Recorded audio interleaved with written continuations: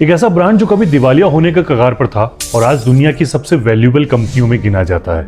1997 का समय, एक ऐसी कंपनी जो कभी टेक्नोलॉजी की दुनिया में रेवोल्यूशन लेकर आई थी, एक टाइम खुद सरवाइव करने के लिए जूझ रही थी।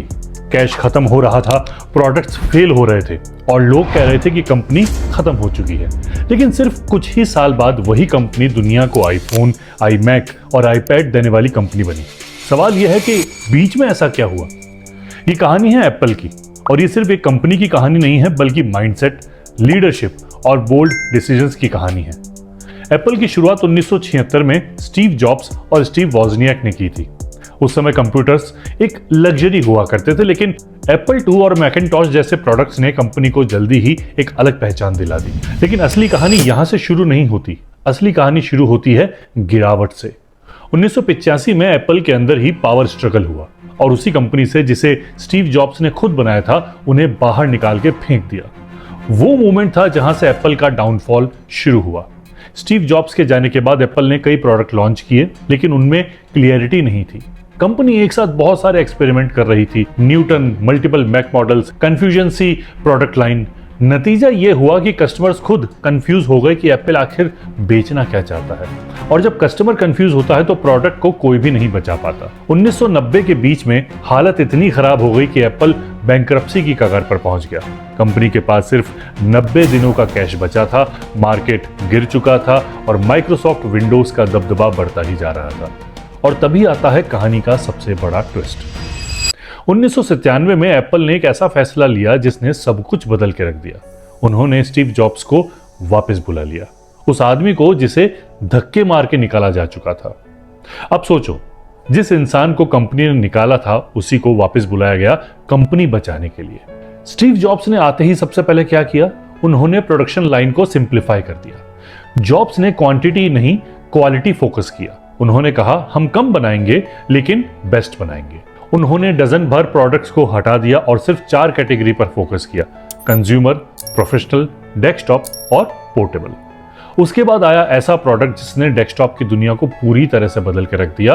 एप्पल ने लॉन्च किया आईमैक, एक ऐसा कंप्यूटर जो सिर्फ पावरफुल ही नहीं था बल्कि विजुअली भी स्टनिंग था।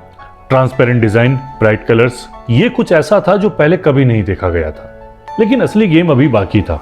2001 में एप्पल ने आईपॉड लॉन्च किया।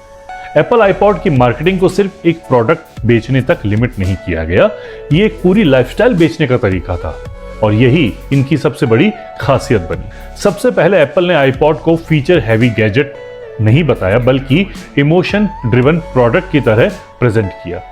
उस समय बाकी कंपनियां एमबी, स्टोरेज, स्पेस की बात करती थी, लेकिन एप्पल ने एक सिंपल लाइन बोली, 1000 सॉन्ग्स इन योर पॉकेट। ये लाइन सीधे यूजर की जरूरत और इच्छा से कनेक्ट करती है, बिना उसे टेक्निकल डिटेल्स में उलझाए।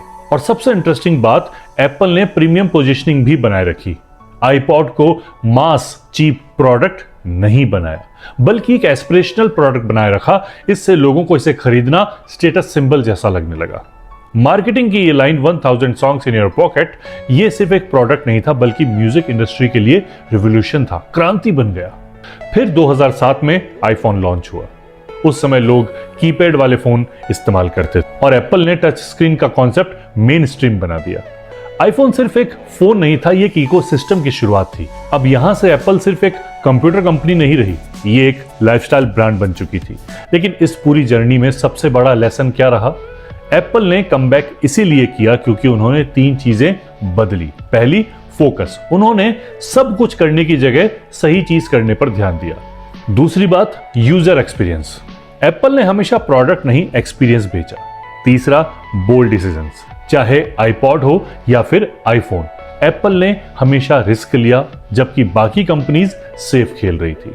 आज एप्पल दुनिया की सबसे बड़ी कंपनियों में एक है, लेकिन यह सक्सेस ओवरनाइट नहीं आई। ये आई है गलतियों से सीखने में, डायरेक्शन बदलने में और सही लीडरशिप के साथ। अब सवाल यह है कि आप अपने बिजनेस में ऐसा क्या सीख सकते हो एप्पल से? अगर आपका बिजनेस भी डाउन जा रहा है तो हो सकता है कि आपको ज्यादा मेहनत करने की जरूरत नहीं है बल्कि सही डायरेक्शन की जरूरत है। और सबसे जरूरी, अगर आपका विजन क्लियर है तो चाहे आप कितने भी नीचे क्यों न गिर रहे हो, कमबैक हमेशा पॉसिबल है। तो अगली बार अगर आपको लगे कि आपका बिजनेस स्टक हो चुका है, माल नहीं बिक रहा है, तो एप्पल को याद करना।